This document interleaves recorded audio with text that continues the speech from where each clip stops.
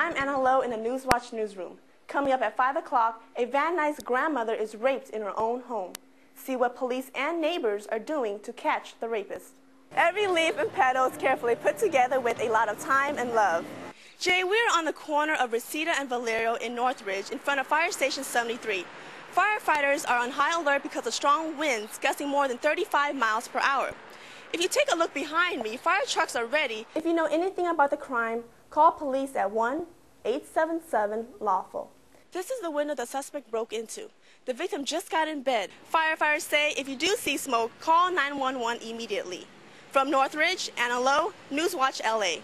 Also, a dazzling display of flowers and floats. The Rose Bowl parade is over, but the show is still going on. I'll have the story at 5 o'clock. Good afternoon, I'm Anna Lowe in the Newswatch newsroom. The rape of an 85-year-old woman tops the news at this hour. Now police have released a composite sketch and neighbors are on the lookout. This is a composite sketch of a man suspected of raping this 85-year-old woman. She doesn't want her name to be used, but she does want to tell her story, hoping it will lead to the arrest of the suspect. Just went to bed as usual, and rape was the last thing in the world I ever expected, but I was half asleep, I guess, and this person was towering over me. First I tried to scream, but he had his hand over my mouth, and I knew no one would hear me, so I just started begging him not to do it. The suspect attacked the woman on New Year's Eve around 11:30 p.m. He broke in through the back window of the victim's home near Catherine and Archwood. He went directly to the bedroom and sexually assaulted her. Van Nuys Police Captain Jim Miller says they have added more patrols in the neighborhood. This is a very random act that had occurred, a very disconcerting one to the police department, because this type of sexual predator is a very dangerous individual, and we want to get that person off the streets. This is the window the suspect broke into. The victim just got in bed. As she looked up, the suspect was crouching over her.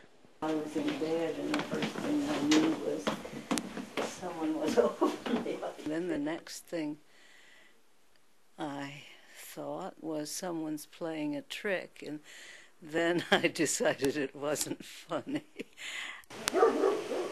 Norma Fernandez, a neighbor of the victim, says she is much more careful when she leaves her house. And I used to be able to go out and walk the dog and not lock the door, but that's not a good habit, so I always lock the door now, even if I'm just going around the neighborhood. If you know anything about the crime, call police at 1-877-LAWFUL. In other news, the Tournament of Roses parade is watched all over the country, but only locals get to see the fantastic floats up close and personal. It happens every year at the float display after the parade, and this year, fans say it's better than ever. From pineapples to pink roses, sunflowers to seashells, it's all here at the float display from the Tournament of Roses parade. Smiles, put your arm around. Katie Bloom brought her child to see the colorful flowers and the amount of work it takes to make these floats. They're beautiful this year. We just saw the movie on how they make them. It was 7 months worth of welding and designing and putting the flowers on, and it's a big job. It's so pretty, and it has all different kind of plants in it.